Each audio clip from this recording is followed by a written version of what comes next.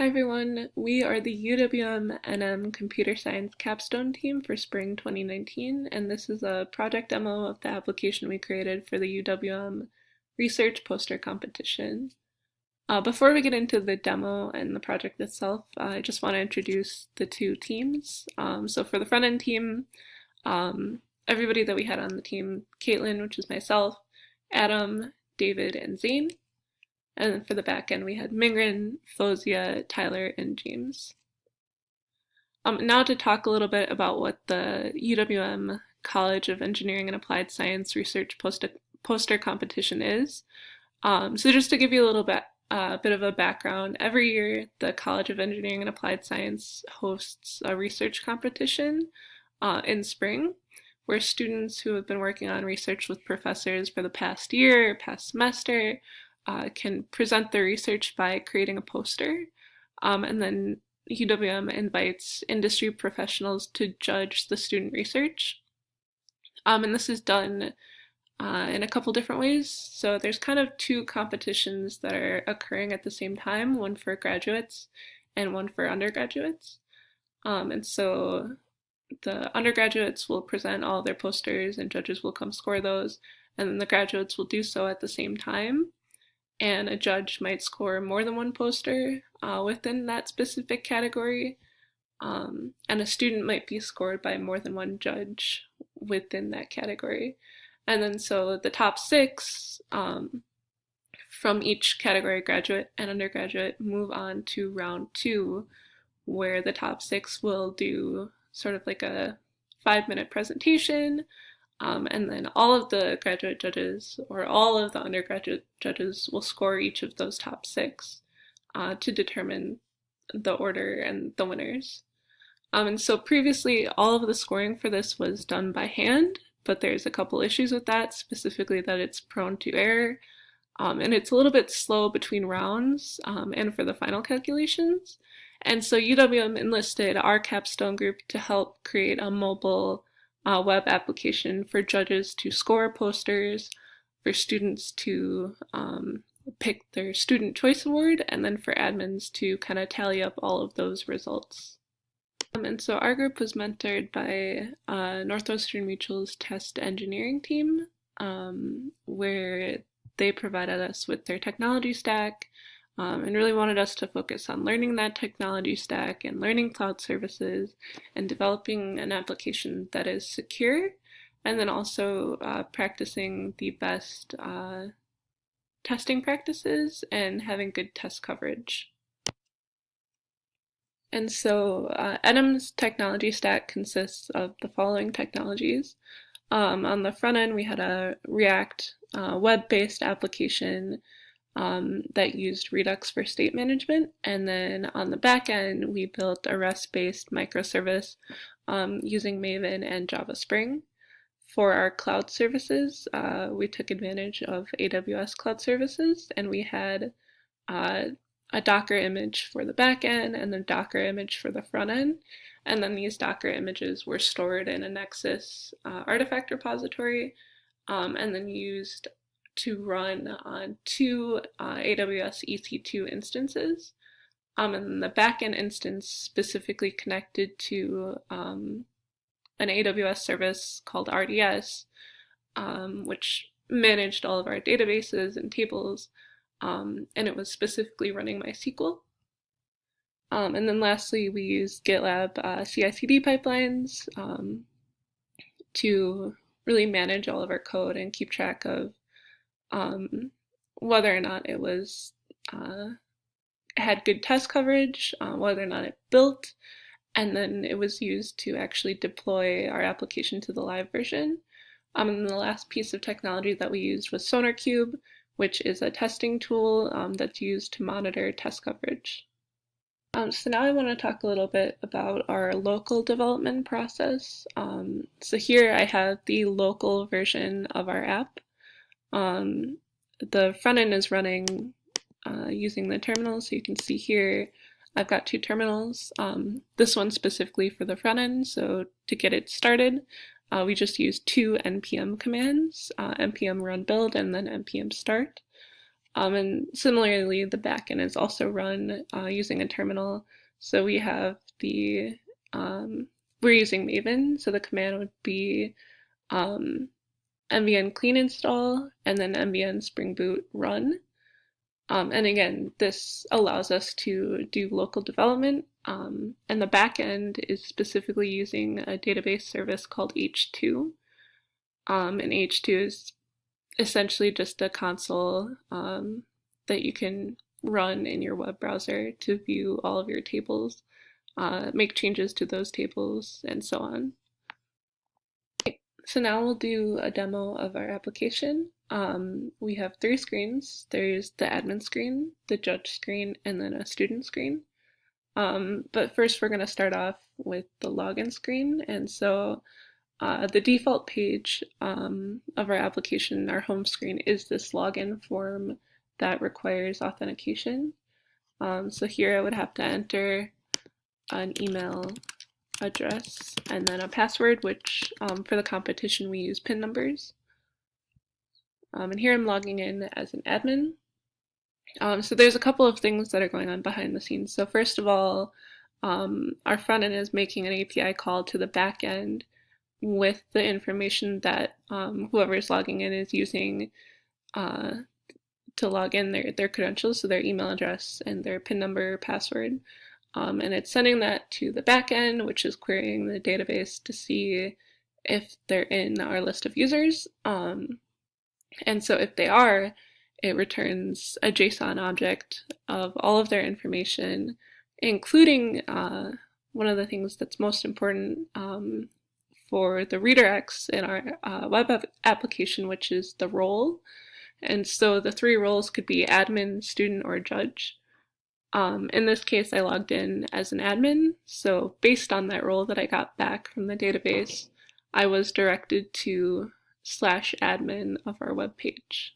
So now I'll show just a quick logout, and then I'll show a judge login. So if I log in as a judge, instead of being directed to the admin page, I'm directed to /judge, which is our judge screen.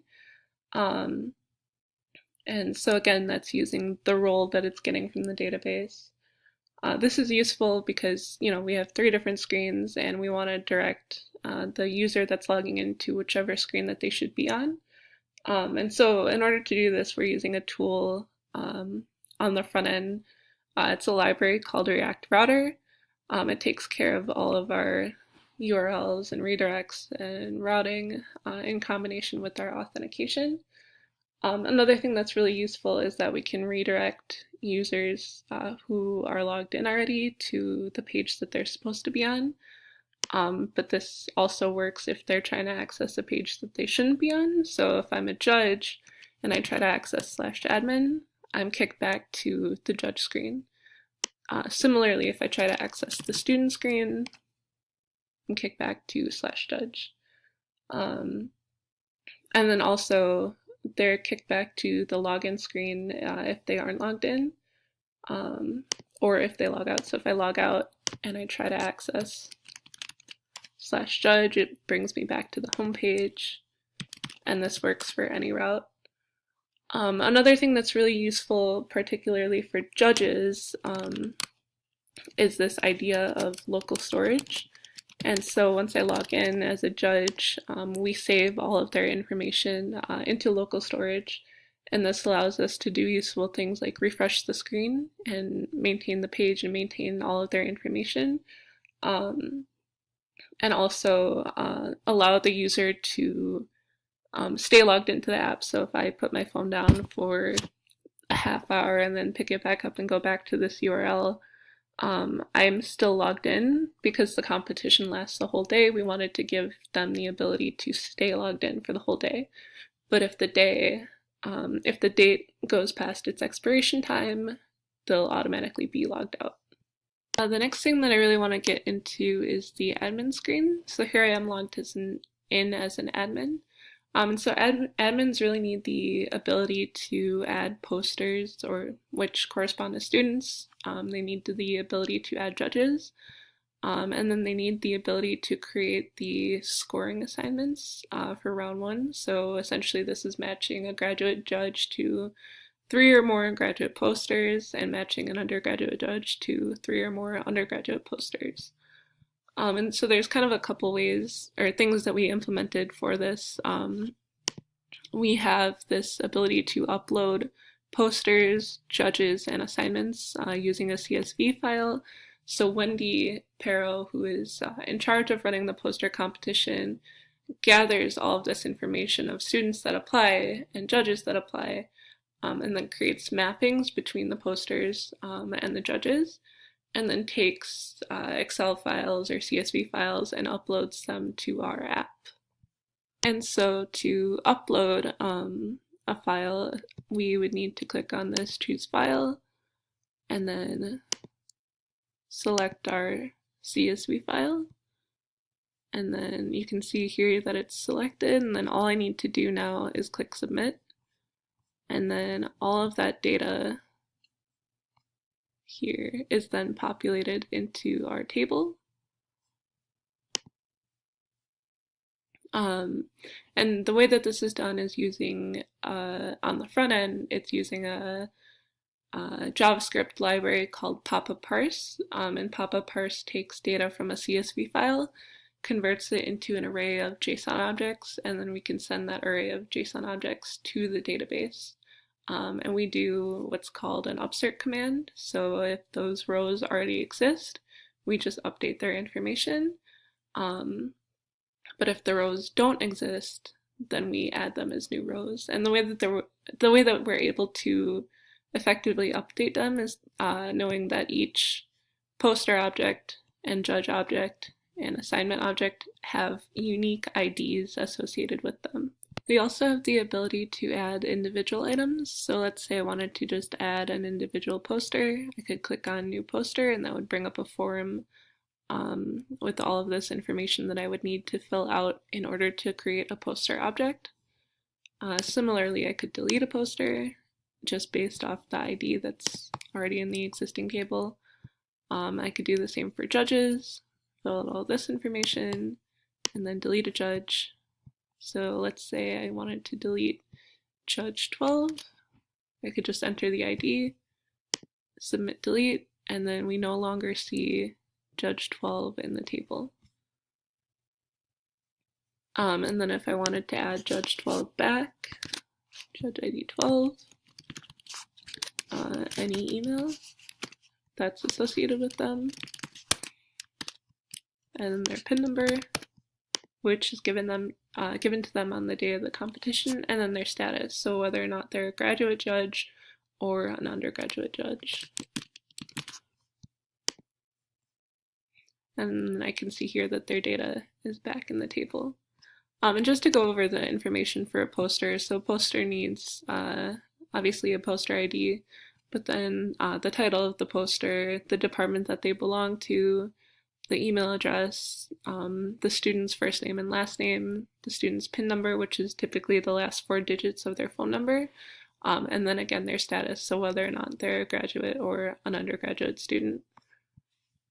And then lastly, I also have the ability to do the same thing with the assignments, which is just the mapping. So this is essentially saying these judges are going to score this set of posters. So I could map Judge 12 to poster GO1 and GO2 and GO3. I can also delete assignments by just entering both the judge ID and the poster ID. And then again, I can still do the upload.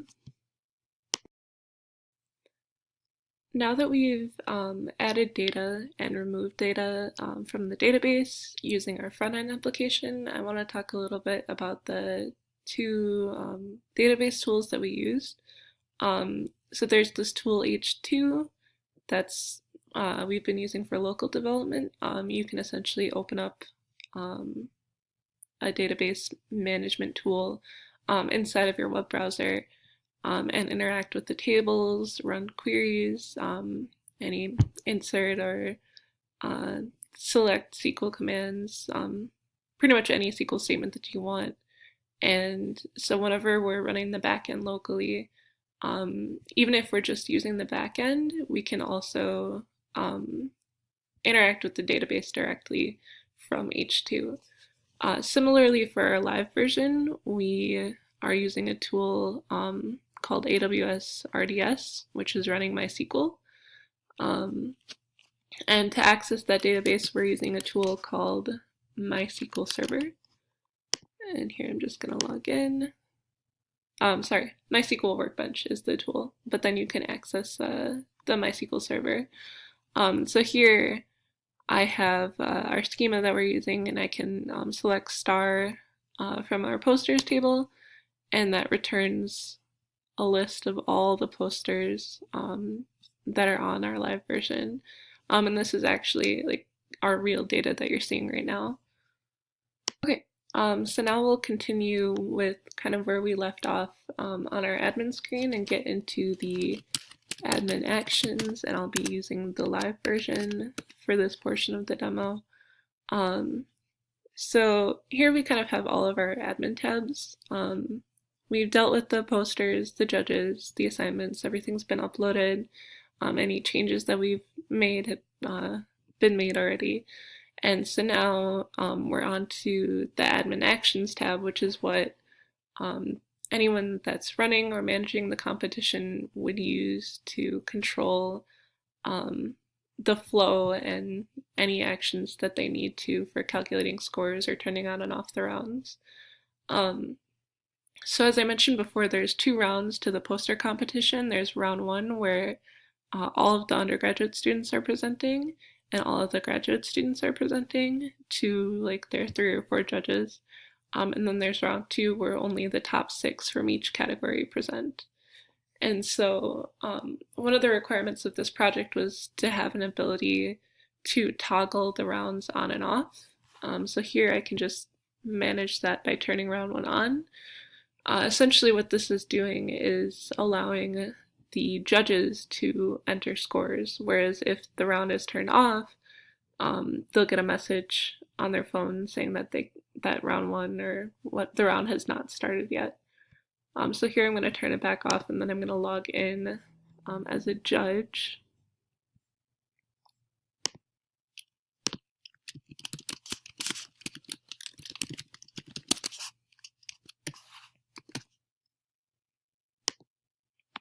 And then I'm going to click on round 1, and there already are scores that are already there, but I'm going to make some changes and try to submit those scores.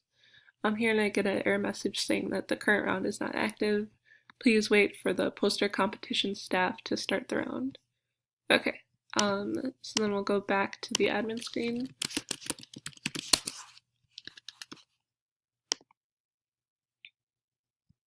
Okay, and so then if I turn round 1 on, now I'm letting all of the judges go ahead and enter their scores. And I'm gonna show more of what that process is like as a judge.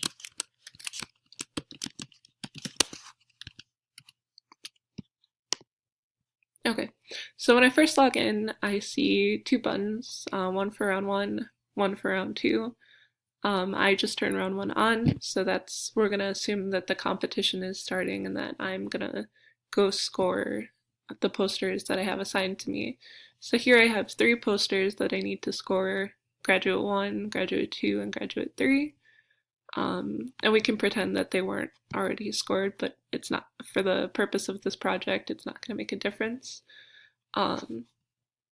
So I'm actually going to show what it would look like on a mobile screen. So here's our application, and I've clicked on G1 to score it. Just 1 second. Okay.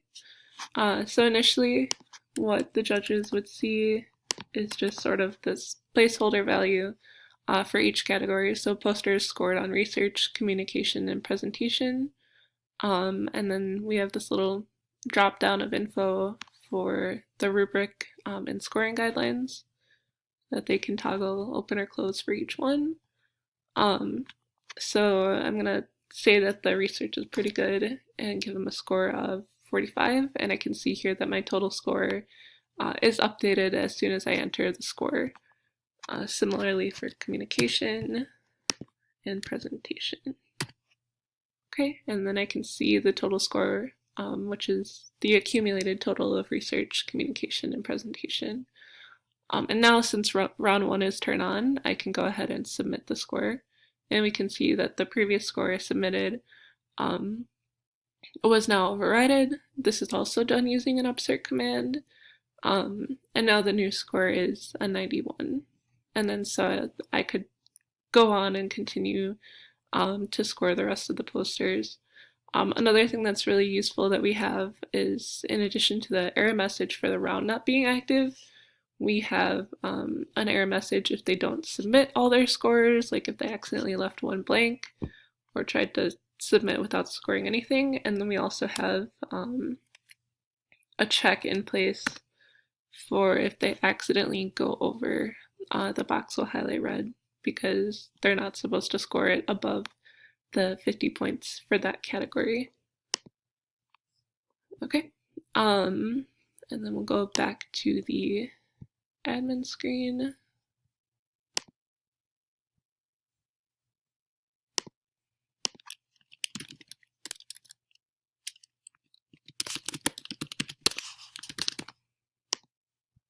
Okay, so here I have my admin actions tab. I can go ahead and turn round 1 off. What this is going to do is refresh all of the round 1 calculations, get the total for the top 6 undergraduate and graduate finalists, and then show those totals here. And we also maintain the average scores for round 1 so that as the competition is going on, you can see these scores get populated in the table. I also have buttons to manually refresh the round 1 calculations and the round 2 calculations, just in case there was some error and they weren't refreshing. But typically they refresh whenever the round is toggled, whenever the page is loaded, whenever the tab is loaded, and then if you click these buttons.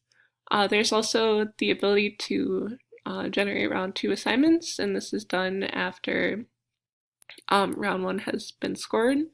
So I'm not actually going to click it, but we'll assume that I did, and that's how this round 2 assignments table gets populated.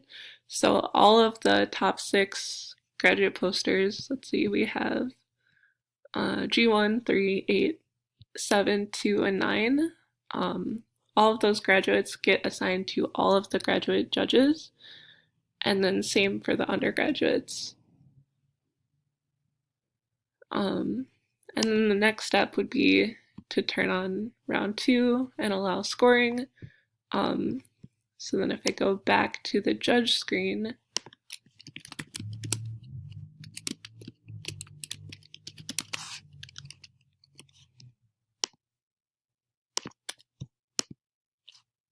I can click on round 2 and I'll see the top 6 that I need to score. And then I could go ahead and enter scores for all of those, and so on. And then round 2 ends, go back to the admin screen. And here now I can view all of the scores for each poster and their calculated averages for each category, so research, communication, presentation, and then the average total score. And then I can do the same for round 2. I can view the round 2 winners, so the top 6 graduates and the top 6 undergraduates. And then lastly, we have a student voting section, which I will show next. So here I'll log in as a poster, or as a student, and you can see what I've selected for the Student's Choice Award. So I have this ability to search through all of the undergraduate posters. Essentially, the Student's Choice Award is by category, so undergraduate and graduate, and every student that participates in the competition can choose a poster that was their favorite and that they want to vote for to win this award. So here I've already voted, but I can change my vote. So let's say I don't want to search through the whole list and I want to vote for poster U23. I can type it in by ID, or I can search based on the title. So here I'm just going to click on U23, and then I can see that I've specifically voted for that poster.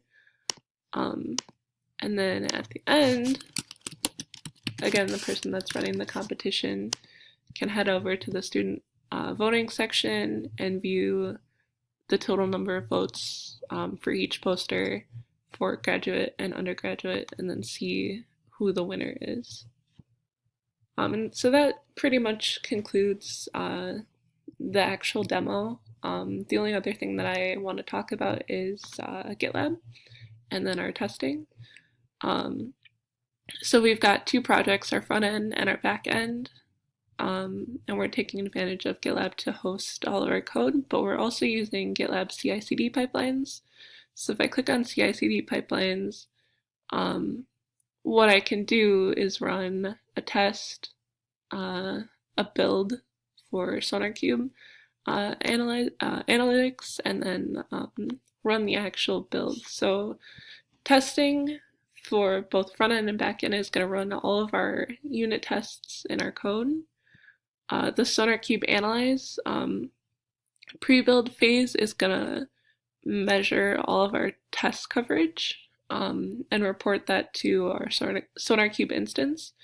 And then the build phase is actually going to run our code and see if it compiles. And if that passes, move on to the final stage, which is the deploy phase. And this creates the Docker image and pushes that up to our live application. And the process is pretty much the same for both the front end and the back end. And then lastly, this is just our SonarQube URLs. So here we can keep track of our test coverage and monitor any bugs that we might have in the code, any code smells, and then the total test coverage percentage, and then duplications. And we have one for both the front end and the back end. And we really strive to get our coverage up to at least above 80%, because that was recommended by Northwestern Mutual. And I think that's pretty much it. Thank you for watching, and then thank you to all of our UWM mentors. So Wendy, who ran the competition, Dr. Munson, who was our technical supervisor, Dr. Goyle, who was our capstone professor, and then Paul McNally, who was our database professor and helped us come up with this database design for all of our tables. And then lastly, our NM mentors, Jay, Abby, Eric, Edward, Sasha, and Paul. Thank you.